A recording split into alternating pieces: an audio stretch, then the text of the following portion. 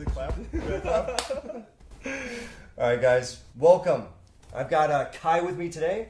He is a Taiwanese man. He spent 3 trips to Ukraine, yeah? Yeah, 3 trips. Super cool, dude. I've done 5 trips, but you've probably done more combat missions than me, so... I'm not too sure. Well, if you want to give a little bit of background, I think that'd be sick. So, I joined the International Legion in the March 8. I go to Lviv, a little bit training, and after we sent to Kharkiv. We do Kharkiv offensive. That's the video one. Yeah, I've got it on my channel. We were driving around in the ammunition truck, yeah? Ammunition truck, yes. You can see him, I blurred his face. Yeah. But you can see him, he was... And I sent Steve my email, say, hey buddy, this is me, can you send me the original video or something? Yep. And he didn't reply me in that time. Until now. Alright,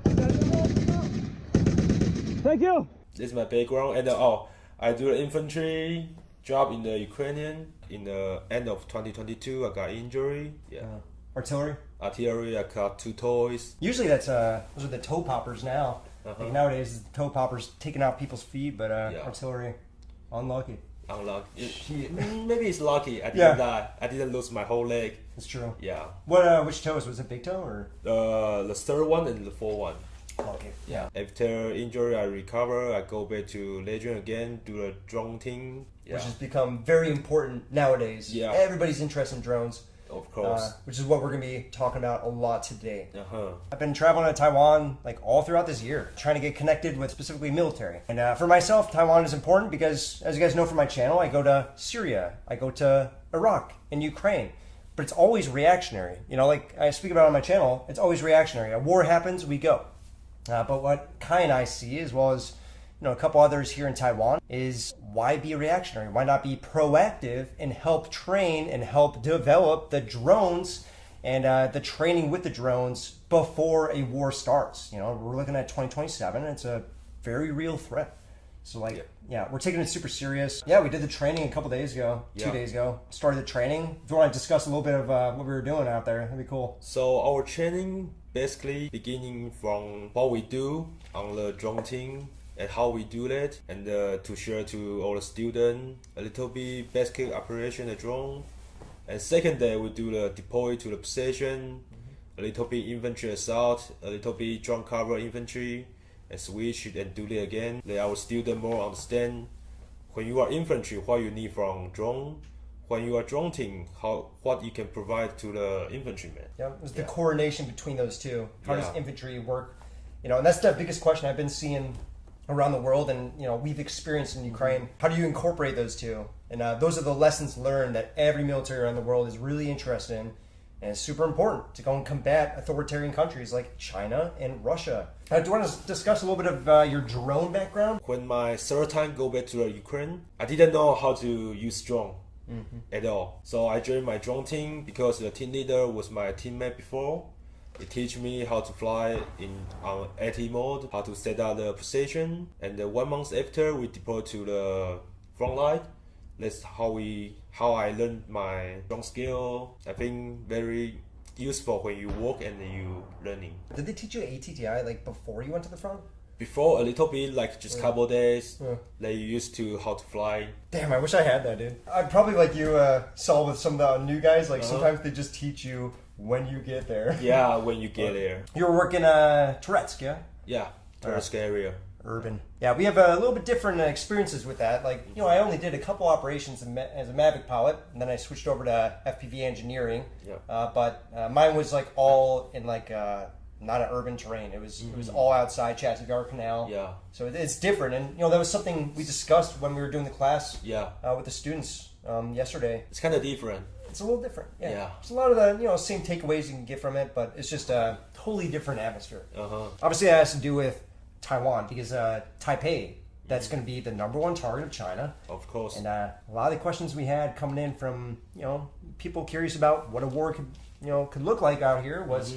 What is it going to look like urban terrain with these ISR drones and FPVs? I think if China wants to take Taiwan, it's very hard because we have a ocean between us. Yep. It's not like Russia and Ukraine have land connection. So you can see the Russia even have a land connection between Russia and the Ukraine. Still very hard. Take 4 years already. Yeah. But once you have an ocean, it's more harder get in Taiwan. And in Taiwan, we have so many cities, so many urban area, so many close fight will happen maybe, but it's very hard. So China need to prepare very, very much to come to Taiwan. Yeah, for sure. There's been a lot of discussions this last week talking about not only the use of drones but also counter UAS. And one thing I noticed in Taiwan, you know this as well, is the coverage of the canopy. How dense the forest is here, and because it's mountainous, you guys have tons of like this triple canopy situation.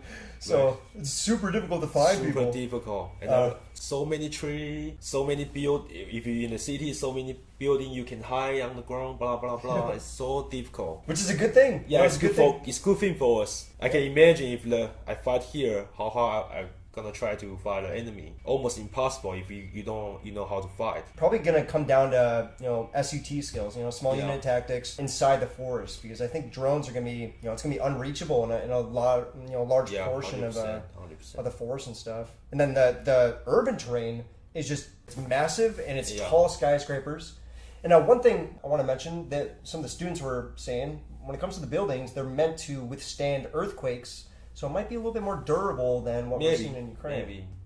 Because they build up for very strong material. But even then, I mean, I gotta say, like even Bakhmut, a lot of the apartment buildings are still standing. Still standing, But Pokrovsk, not so much, I don't think.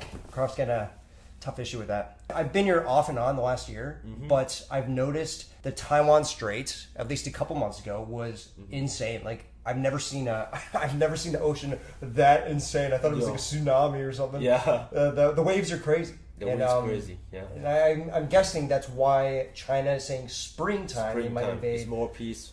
Yeah. Is that what you've seen, like living here? No, not too much, but yeah. Yeah. What do you think about the seasons? Like, how do you think weather and the seasons are going to come in play for invasion? To be honestly, I think maybe during the springtime, maybe. Yeah. Because when the springtime we have a Chinese New Year, so in China a lot of people moving around. So when they move in the army to this side, they can cover the movement. Yeah. And starting doing some shit to here. Yeah, Taiwan. It's kind of it's got beaches on every side. Yeah. Most of the main cities seem to be on the west side, but in the middle is these giant mountains. Giant mountain, yeah. And I was thinking like, okay, well the canopy is so thick, and if there's a lot of troop movement there, maybe they would napalm and like burn the forest down. If they were maybe. What kind of seasons would we be looking at that they would be able to burn it down? Because I'm sure that it's I've seen it wet, like it was raining today. Like maybe summertime is good to do this. Very hot, high temperature. It's dry. Yeah. A little bit dry. There was a little bit of dryness the last couple of days. Yeah, last couple of days. But it was maybe a little bit firework and they can burn. Yeah, possibly. I noticed during the training that there's a big difference in who was coming to it. Different backgrounds and stuff. Just overall, being in Taiwan, just visiting from an outside perspective, it seems like everybody is on board. From the people I meet, everybody's on board with the defense of the country. Yes. If something were to happen, I don't know what you saw during the training as well. I saw when my training, the student coming, everyone coming, and they want to learn something from the modern world to try to prepare from China. That's very important to let people know what we're doing over there and what we can provide to our people. I teach the drone, and our friend Chen Xi, he teach like SUT infantry skill. He's a very tough soldier. He's been to Ukrainian also. Work with me and we're fighting together. And the people love him. He write a book. Yeah. What is the book called? 我不是英雄. I'm not a hero. I'm not a hero. Yeah. Super humble dude. Like really cool to get around. Like didn't talk too much. Yep. Yeah, didn't talk too much. Just stay and give some advice. Yeah. He's very cool, to be honestly. Really helpful dude. I don't know, we were talking about it a little bit earlier in private, but like it's kind of the mark that I see with a lot of the really experienced dudes is that they're very humble and stuff like that. Very humble. They lay low and it's cool. It's a good attitude to have. And it's really impressed me. It's combat learned too. It's like you know, in combat, yeah, you want to learn, you want to listen. You know, the people that are most interested in this training, you know, that you provide and Chen provides is most of the time it's people that really know what they're doing. You know, from backgrounds, you know, that you'd be impressed with. It's guys that are able to, okay, what is something new I can learn? Yeah, even they know maybe more than me. Yeah, then still okay. Yeah, then try to learning more. There's everybody can also, you know, always provide something. Always. But yeah, it's always the common experience. At least right now, like going around the world, it's the experience that we have operational with these drones. That's something that everybody's really curious about. Yeah, because we're not just learning from the book, learning from the like normal training. Yeah. We're learning from the front line. How long were you in Touretsk? Like maybe 6 months. How many operations is that? Was that like a 5-day rotation? Depends, because it's very hard to get into the position. Vehicle is easy target for your FPV. It's very hard to get into the position. That was 2024, yeah? 2024, yes. Yeah. Our rotation maybe 3 days, 5 days, or even 8 days. Always depends. And you were doing infill by vehicle. We infill by vehicle a little bit far from the position, so we still need to carry so many equipment to walk into the position. There's people thinking about like drone pilot is very easy job. They sit down in the basement, fly drone, easy, drink coffee, cigarette. But when you carry a generator, Starlink, antenna, blah blah, and walk into the position, you're just I won't go big to the infantry. It's a lot of stuff. Yeah, a lot of stuff. Yeah. There's you've probably seen the video online, but there was my buddy JB. You guys remember him from my footage on the front line. Yeah, JB was in Pokrovsk. He was getting out of Pokrovsk, exfil, and they had to, you know, just carry everything on their backs, casualty, generator, all the equipment.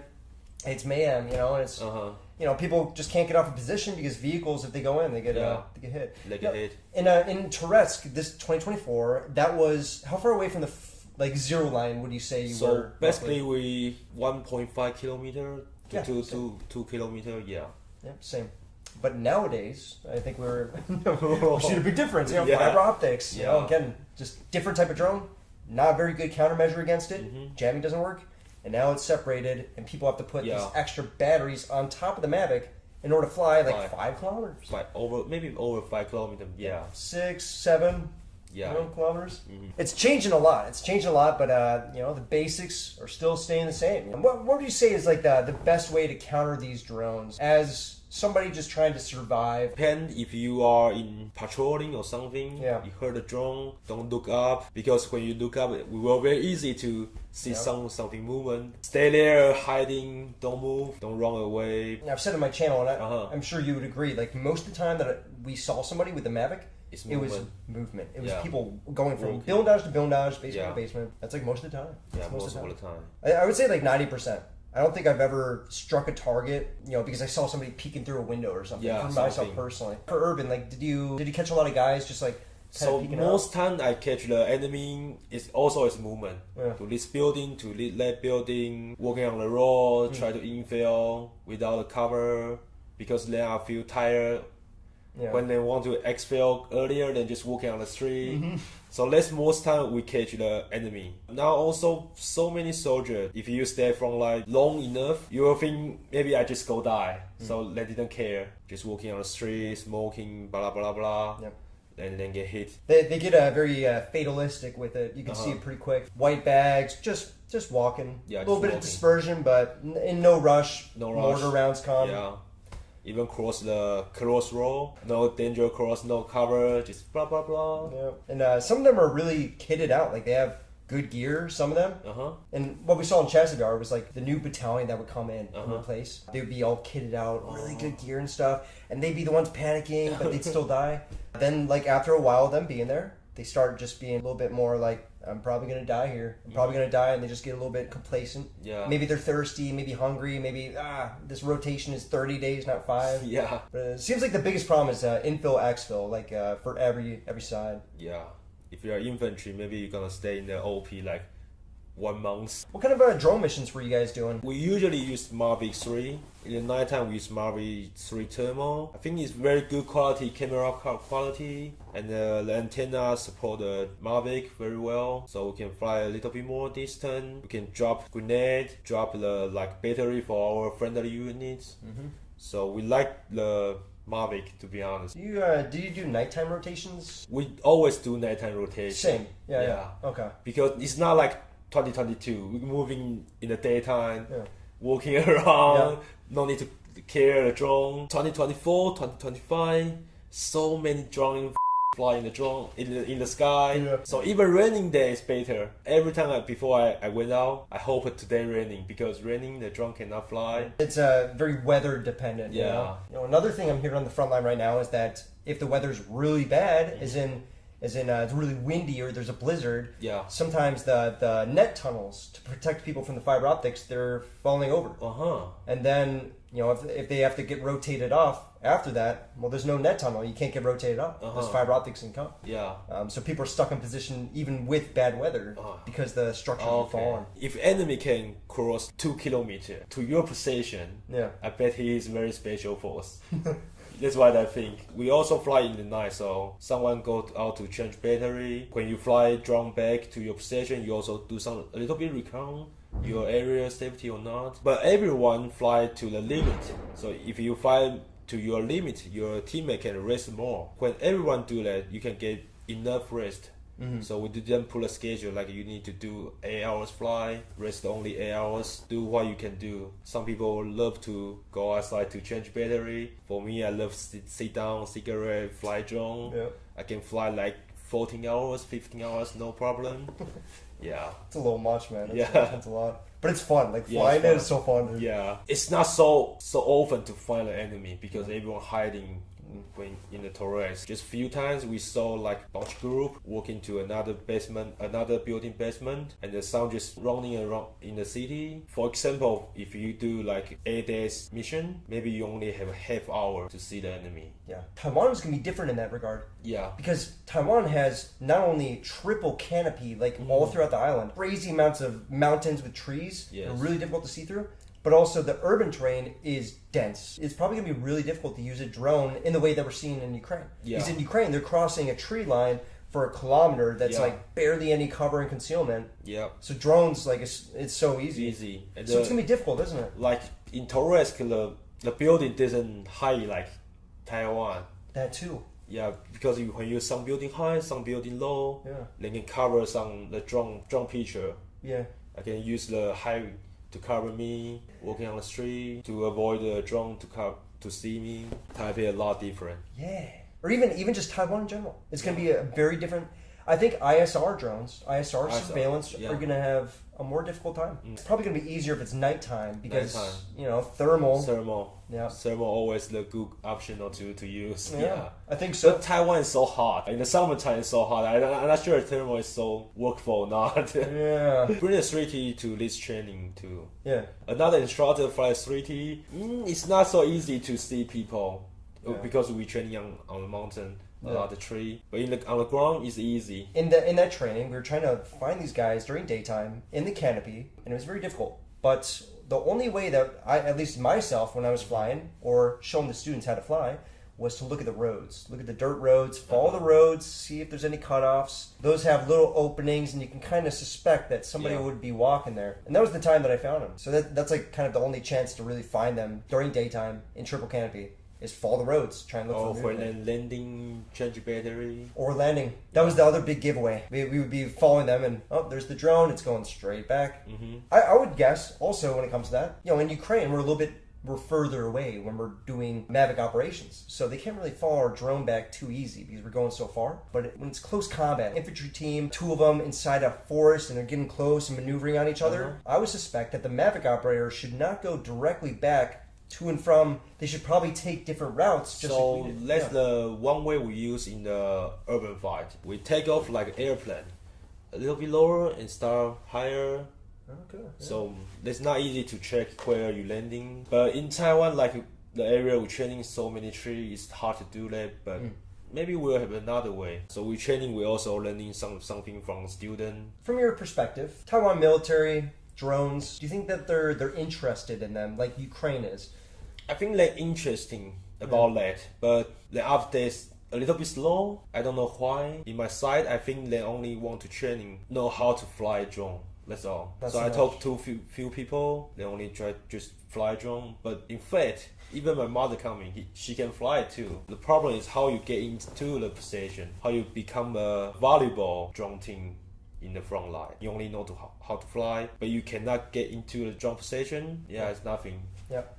Yeah. You gotta know how to set it up. Yeah. That was the biggest part of that training, was showing what is the reality of drone operations. It's heavy. It's heavy. You got to get everything set up. There's a lot that goes into it, more than just I know how to fly a Mavic drone. Yeah, 100%. You know, speaking about the military's adopting these drones, we see the U.S. are really pushing it right now. Not only in the Army, but also the Marine Corps. Really getting into it. Supply chain is always an issue. That's like the biggest issue that all militaries around the world that I've spoken to are running into. They're trying to cut off that dependence on China. And they're trying to get into it. And you know, we're all dealing with it together, though. We're all stepping away, you know, cutting ties when it comes to the military industry, which is good. I think that's part of the hiccup as well. But part of the reason that we're not really seeing so many drones yet. Like, there's not a huge push even 4 years into Ukraine. A lot of manufacturing problems, issues that we need to get through. Definitely a want for it, definitely a need for it. You know, all throughout Taiwan, people are eager to learn about these drones, capabilities, what kind of drones are best, and how to go and use them. You know, personally, I'm hoping that Taiwan gets, because you guys have such a crazy industry, like you guys can just make stuff, because you guys are inventors, you know? Yeah. Your government really helps with the production. Yes. I'm really hoping that Taiwan is able to produce some really cool drones, even more so, which I know they're doing, and then export that to other countries. I think that'd be a good way, just like the fabs of the semiconductors. The U.S. is, you know, relying on that. I think another way that they can make other countries relying on them, build their drone infrastructure and drone manufacturing. So that way other countries have even more incentive to keep them from being invaded. A few questions I've been asked, like civilian, what they need to do in the wartime, how to avoid the drone. So I tell them, just don't do anything. You are a civilian, don't walking like have a space, even don't walking have a space. In Torres, we can see Russian, we are civilian clothes, but then walking have a space, different angle, try to looking around, so we can tell he's from military. So I think like civilian, you just do nothing. Stay inside, don't go outside easily. I totally agree with that. When I was in Iraq, you know, there was a lot of Bayraktars, and they were doing a bombing campaign on us. So we stepped out of the house, and instead of being in military uniform, we put on normal clothes, and then we walked out. And then instinctually, we were in ranger file. We were in a single file line. In Kurdish, we call it yek yek, 1-1. You know, and we're all in a line. And then we realized we look like military. Like, we have civilian clothes, but like we're gonna get instructed. Just don't be obvious. Don't just be a civilian. They're watching you. Always know they're watching you. And always they were watching you. So, like in Torres, we have a grandpa in our area. So he just ride his bike. He told me about this with like 7 dogs around the seat around Torres. Even the artillery coming in front of him, and the smoking come out, and then he just threw the smoke. Still riding his bike. So it's normal, we want to try to get him, but someone like then try to bring the water to another building, the destroyed building, bring the clothes to another building. So we'll think what you're gonna do. You are supporting Russian or you are Russian. So it's kind of dangerous. Because sometimes as civilian as me, can I go to send something to frontline soldier or go to rescue some injured soldier? But in fact, if you do all of the things like this, you are target. Yeah, no, it's a tough one to deal with. All I know is that Taiwan has a lot of underground subway systems, malls and stuff like that. And I think that if something were to happen, I'm curious what you think about it as well, which is I think that the civilians should stay underground. So, for example, like Taipei train station, it's very very difficult to find a way, you know. And I think civilians stay inside is kind of safe. But one point I think civilian can do is like learn how to save yourself, like put a tourniquet on you, bandage, save you or save your family. I think this is very important, not just in the wartime, in the normal time. Like car accident, you can go to get some help, have some help. Yeah. Yeah.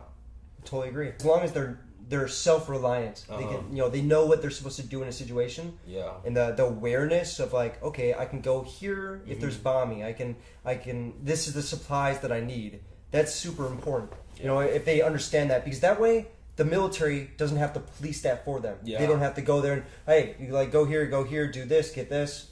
It's really important that they know what to do in that situation. And speaking of which, this is something I've been talking to a couple people about this week. I'm sure that the Taiwan government has a plan for if an invasion happens to evacuate the city. Because the best thing to do in that scenario isn't to hide, it's not to anything, it's to get away from the city that military operations are going to be happening. That's, the perfect scenario. What do you think that would look like if an invasion happened like we saw in Ukraine, where it happens and Kiev is overtaken? So, as you know, Taiwan is very small. I don't think people have so many places can go. You will likely, most people hiding under their own apartment, train station, on the ground. Basically, I think it's nowhere they can go. Not much to go. Not much. Moving to the mountain, some people didn't want to go there. So it's kind of difficult. Yeah. It's tough. But I'm imagining, think about even at the start in Kiev, but also probably Tourette's. When the war comes, there's a lot of people who don't want, their women, children, they've they need to get out. They're like, they don't want to be dealing with the bombardments and stuff. Yeah. So I'm thinking a lot of them will try and exit, Taipei and try and get somewhere else. Maybe go to Hualien, Eastern Taiwan. Yeah. So I'm a little bit worried about that, like what that evacuation could look like, because I think a lot of people, rightly so, would want to just get out of the city while this is happening. Yes. So I think it could be kind of like in Kiev. We had, when I was going to Ukraine on March 3rd, big line, 40 kilometers of vehicles line trying to exit the country. So I'm a little bit worried about that, Me too, because it's so many people in one area. If in the same time they won't get out, it's so hard. So maybe we need to do some big plan to each major city, maybe more bunker for them. I'm scared about the scenario of the only safe place would be possibly the mountains, away from the cities, possibly. We saw a very similar situation in Iraq with the Yazidis. So I was with their militia in 2021, 2022. When they were invaded in 2014 by ISIS, they fled from the cities and they went up the mountains. And it was very similar to these mountains, just less green. It was a desert. But thousands of civilians were climbing up these mountains, and many of them died from dehydration and starving. They're breaking legs and stuff. So, it's a little bit difficult to think invasion happening and then there's no plan. If there's no plan, people are going to run to the mountains, and it's going to be just really, really bad chaos. So definitely planning ahead of time, city planning, personal planning. What can you do? Really training important. yourself a little bit, do some PT at free time. Yeah. It's very important. Absolutely. Yeah. Join a hiking group, hiking group or run jogging sometimes. That's also part of the civil defense, I know that your vice president, she did a really, really good interview with Sean Ryan, and she was talking to him, he's another podcaster, talking to him about civil defense and also civil unity, and just like letting the people, trying to make the people prepared for potential war. I don't know how you feel about it, but I think it's all about people knowing what they can do for themselves and their family and their community, like how it's they can prepare. It's very important, I think. Yeah, because you need to, if you can take care of people around you and share what you can do, maybe more people will join you, and then you can be like helping each other, good communicate something. I want to mention as well, like my experience in Taiwan has been nothing but like amazing. Like everybody that I meet, like a lot of people I wish I could name, like we know a couple really incredible people will take a shirt off their back for you, and that's very common in Asian culture. And for that reason, I think that civil defense and civil unity is going to be something that, like we saw in Ukraine, where everybody got together and helped the war effort and helped each other out. Yes. We're going to see the same thing here, in my opinion. I believe so. It's a strong community. So thanks for listening, everybody. Really appreciate it. Kai, really appreciate you taking the time, man. I really appreciate you coming to join our training and come here to share your experience to Taiwan. It's very important for us. Thank you for coming. Yeah, I appreciate it, man. Yeah, we'll see you guys later. So we need to keep this, right?